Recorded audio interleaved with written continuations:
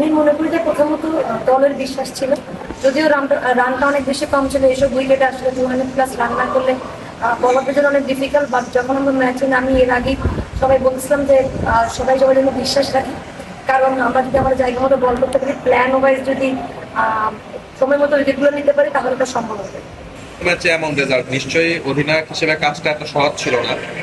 Plan ছিল আসলে আগে আমাদের বোলিং করার, সো টসে হেরে যখন আমরা ব্যাটিং এ গেছি, তবুও যেহেতু অনেক ভালো একটা ট্র্যাক, আমাদের 200+ রানের একটা টার্গেট ছিল, বাট সেটা আমরা অ্যাচিভ করতে পারিনি। কিন্তু আমি চেষ্টা করেছি, যেহেতু অনেক বেশি হতে পারে ক্যারেক্টারের বাইরে যে এভাবে খেলা, অনেক বেশি বল নিয়েছি সেটেল ডাউন করার জন্য। বাট আমাদের মধ্যে এখন দিন শেষে এই রানগুলো অনেক বেশি গুরুত্বপূর্ণ ছিল টিমের জন্য, এবং দলের জন্য কন্ট্রিবিউট করতে পারে অনেক বেশি খুশি। বাট আসলে সব ক্রেডিট দলের প্রত্যেকটা বল আর প্রত্যেকটা ফিল্ডার যেভাবে আসলে তাদের 110% দিয়েছে এবং এফোর্ট দিয়েছে, আমি বলবো সেটা আউটস্ট্যান্ডিং ছিল। সকলের আসলে চেষ্টায় এরকম জয় সম্ভব হয়েছে। বিশ্বকাপের সমীকরণটা কি একটু সহজ হলো তাহলে বাংলাদেশের জন্য?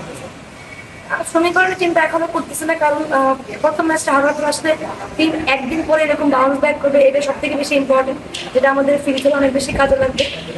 দুটা পয়েন্ট অনেক গুরুত্বপূর্ণ ছিল, একটা মোমেন্টাম সব থেকে বেশি গুরুত্বপূর্ণ ছিল। তো সেটা টিম পেয়েছে, এবং নেক্সট ম্যাচে আমাদের তো চেষ্টা এটাই থাকবে, কারণ সিরিজ জয়ের একটা সম্ভাবনা থাকবে। ওভারসিজে আমরা কখনো এইভাবে সিরিজ জয় করতে পারিনি, সো যদি আমরা এটা অ্যাচিভ করতে পারি, আমাদের টিমের জন্য অনেক বড় একটা মাইলস্টোন হয়ে থাকবে।